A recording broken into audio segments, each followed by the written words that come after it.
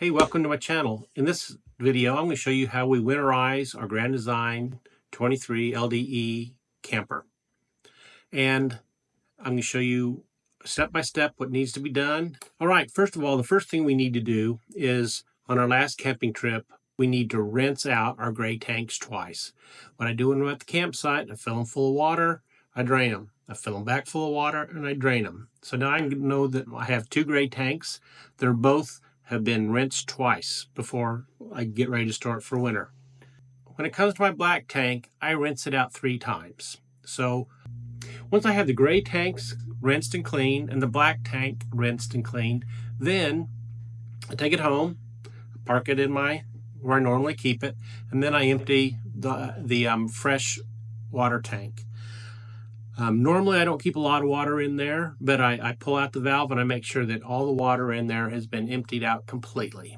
Then the next step is I turn on the pump, and once the pump's going, I go and I turn on the kitchen faucet, hot and cold, until air starts spurting out. I do the same thing with the bathroom sink. I turn it on hot and cold until air comes out. And then on the shower, I do the same thing with the shower faucet. Once that is done, I go and I open up my low point drain.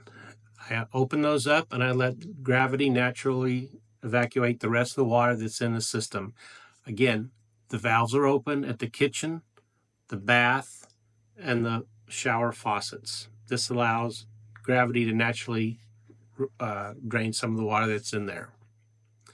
Then what I do is I go over to my hot water heater. Then I go and release the water pressure valve. If you get a little bit of water coming out of the low point drains, don't worry about it. Then I pull out the plug in the bottom of the hot water heater and I get a lot of water out of there. Now I know that my hot water heater is drained, and I know that the majority of water is out of my water lines. They go to my kitchen, to my bathroom, to my shower, and I know that my water holding tank is drained naturally. Then I take my blowout plug that I purchased along with my compressor, and I hook it up to the cold water. I'll hook it up to the city water inlet. The main thing to remember here is that I still have all my valves open. I have my valves open to my bathroom, to my shower, and to my kitchen sink, and I have also the low point water drains opened up. And then I run 20 to 30 seconds of air pressure at 15 to 20 pounds through there to blow out any water that's stuck in the lines.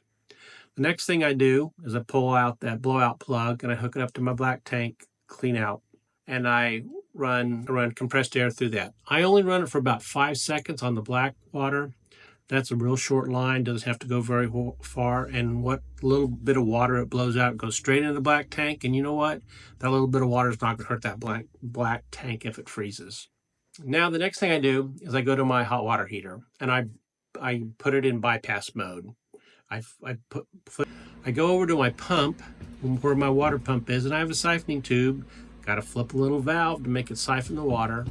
I put the siphoning tube down inside the gallon of antifreeze, and I go and shut all the valves off temporarily. I shut off the kitchen sink, the bathroom sink, the shower sink, the low point water, and I go, once everything's shut off, my system's closed, I go and I turn the water pump on.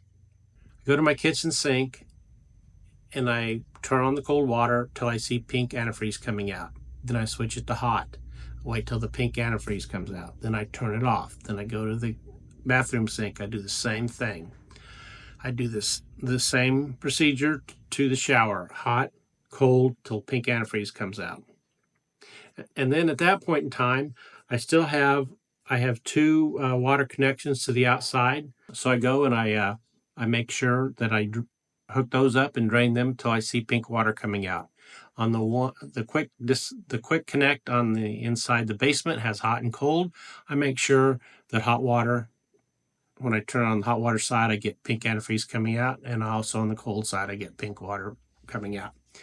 After the outside connects are all winterized, then I go over to my low point and I open those up and I let the pump through antifreeze until I see the pink coming out on both the hot and the cold low point drains. At this point in time, I'm just about done.